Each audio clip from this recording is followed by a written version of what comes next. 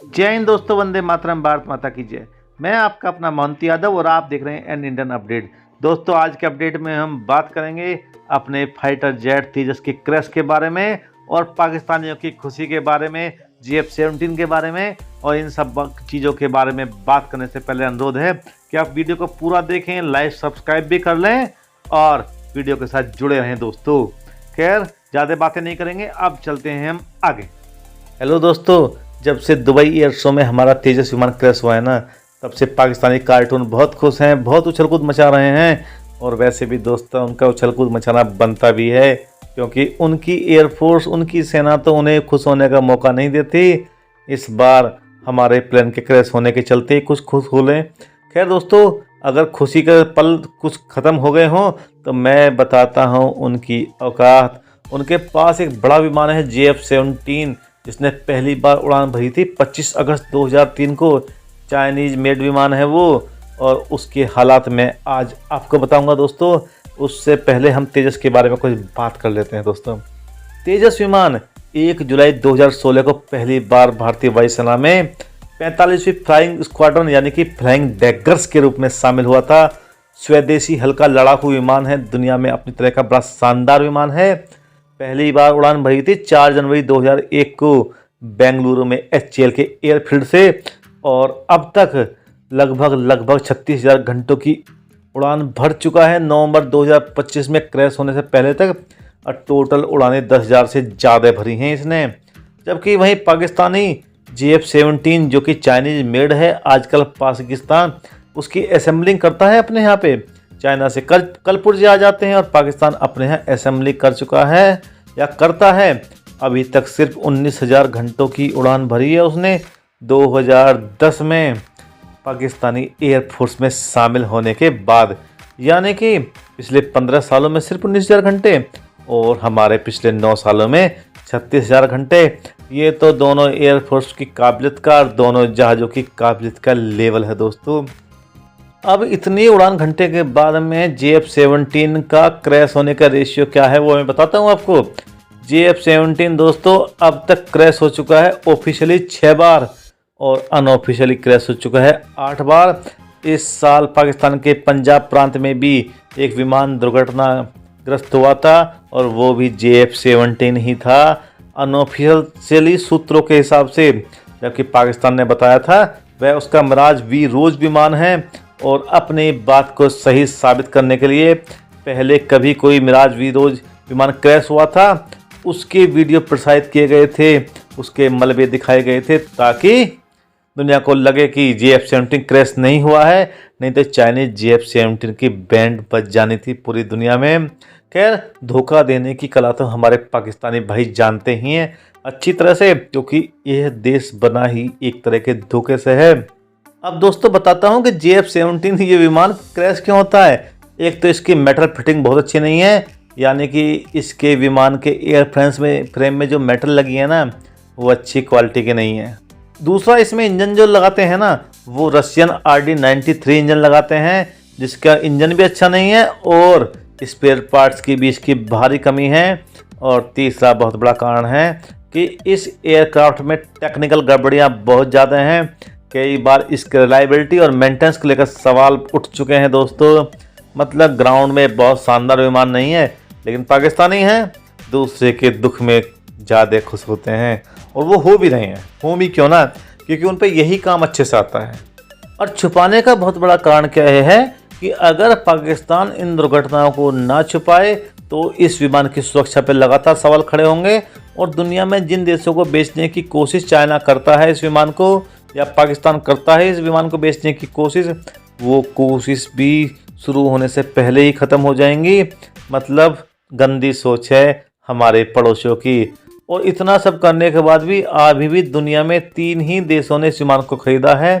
एक तो है बर्मा, पाकिस्तान के बाद पहला देश बना है जिसने विमान खरीदा है। दूसरा है नाइजीरिया, जिसने अभी तक 3 विमान खरीदे हैं, वो भी 2016 में। और तीसरा है अजरबैजान, जिसने 40 GF-17 विमानों का सौदा किया है और 8 उसमें से वो खरीद चुका है। और अब बांग्लादेश को भी थोड़ी खुजली मच रही है, वो भी खरीदने पे विचार कर रहा है। लेकिन विचार से आगे कोई बात बढ़ी है ऐसी कहीं से कोई रिपोर्ट नहीं आई है। और अब बताते हैं बर्मा को जो विमान मिले हैं उनका क्या हुआ है। अब बर्मा के विमानों में एक बात हुई थी 10 जून 2025 को, जब बर्मा के सगाइन क्षेत्र में एक JF-17 विमान क्रैश हो गया।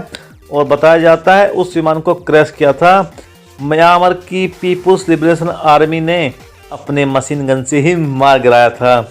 और कम से कम 2 JF-17 विमान बर्मा के अभी तक क्रैश हो चुके हैं, लेकिन इनकी कोई डिटेल जानकारी नहीं दी गई है, क्योंकि डिटेल जानकारी देंगे तो चाइना को भी परेशानी और पाकिस्तान को भी परेशानी।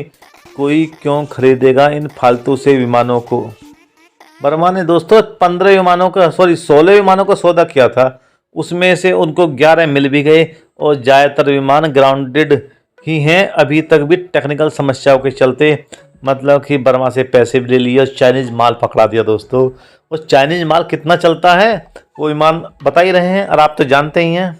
अब नाइजीरिया थोड़ा तेज़ निकला, उसने सिर्फ 3 ही खरीदे, या तो तेज़ निकला या उसके पास पैसे नहीं थे, जो भी कारण थे उसने 3 खरीदे और 3 के बाद उसने और कोई विमान खरीदने में रुचि ही नहीं दिखाई। और अब नाइजीरिया इटली से M346 FA विमान खरीदने के बारे में सोच रहा है। और दूसरी पसंद है उसकी तेजस विमान, वही तेजस जिसका पाकिस्तानी मजाक उड़ा रहे हैं दुबई एयर शो में हुई दुर्घटना के बाद में। अब आते हैं अजरबैजान पर। अजरबैजान ने 40 का फैसला किया था या समझौता किया था 2024 में पाकिस्तान से खरीदने का JF-17 ब्लॉक 3 विमानों का। इनमें से 8 उसको डिलीवर हो गए हैं और 4 खराब भी हो गए हैं, यानी कि ऑपरेशनल उसके अभी पास 4 ही हैं। अब आते हैं इसके टोटल क्वालिटी के ऊपर। अभी तक 8 तो पाकिस्तान के विमान और 4 बाकी देशों के विमान इकट्ठे होकर के टोटल 12 विमान क्रैश हो चुके हैं 2010 के बाद से JF-17। लेकिन भाई JF-17 पे ध्यान नहीं दे रहा है, उसका ध्यान तो टोटल के टोटल एक दुर्घटना है जो तेजस के साथ हुई है। ऐसे तो भाईजान हैं हमारे पड़ोस में रहने वाले। अब यह सब पाकिस्तान क्यों कर रहा है? यह सब पाकिस्तान इसलिए कर रहा है ताकि इसकी डिलीवरी, इसकी कोई प्रॉब्लम ना हो। अगर उसको प्रॉब्लम होती है तो कुछ नुकसान चीन को होगा, कुछ पाकिस्तान को होगा और वैश्विक रूप से इसके एक्सपोर्ट बर्बाद हो जाएगा। इसलिए यह सब कुछ अभी भी छिपा रहे हैं। अब जहाँ तक तेजस की बात है तो दोस्तों तेजस मार्क 1 की जो विमान दुर्घटना आज तक हुई है ना, वो सिर्फ 2 हुई हैं। इसलिए हमारे तेजस और उस पाकिस्तान के जंग फाइटर JF-17 के बीच में कोई भी तुलना नहीं है। तेजस अपनी श्रेणी का दुनिया का सर्वश्रेष्ठ लड़ाकू विमान है और इसका सुरक्षा रिकॉर्ड बहुत ही शानदार है। अब ये बात हो रहा है कि चाइनीज प्रोपेगेंडा चलता रहता है, पाकिस्तानी प्रोपेगेंडा चलता रहता है। और सबसे बड़ी बात है रशियन एयरफोर्स उसी दुबई एयर शो में विंग कमांडर नमान सयाल की बहादुरी को सल्यूट कर रहा था। चाहे जैसी भी परिस्थिति थी, कमांडर ने हमारा तेजस एयरक्राफ्ट नहीं छोड़ा और लोगों को कोई नुकसान नहीं होने दिया, अपनी जान दे दी। लेकिन वहाँ मौजूद दर्शकों को कोई नुकसान नहीं होने दिया। अब पूरी उम्मीद है दोस्तों रशियन एयरफोर्स के इस जज्बे के साथ में भारत और रशिया के संबंध हमेशा अटूट बने रहेंगे, शानदार बने रहेंगे। और यह संबंध इंटरेस्ट के नहीं इमोशन के रहेंगे, जो कि हमेशा से रहे हैं। यार दोस्तों, अगर आपको आज का वीडियो पसंद आया है ना, तो आप वीडियो को लाइक करें, चैनल को सब्सक्राइब करें और कमेंट सेक्शन में अपनी प्रतिक्रिया जरूर दें। और वैसे भी मैं आपके लिए एयरक्राफ्ट के विषय में तो और भी कुछ लेके आऊँगा। और हमारे देश में प्रेसिडेंट पुतिन भी आ रहे हैं और वो भी बहुत सारे ऑफर्स के साथ में। उन ऑफर्स के लिए मैं आपके लिए अलग से वीडियो लाऊंगा। आप चैनल से जुड़ें, लाइक सब्सक्राइब करते रहें और नोटिफिकेशन वाले बेल तो आप दबा लेंगे, क्योंकि उसके चलते टाइमली आपको अगले वीडियो के बारे में पता चल जाएगा। यार दोस्तों, इसी के साथ मैं इस वीडियो को समाप्त करता हूँ। नमस्कार दोस्तों।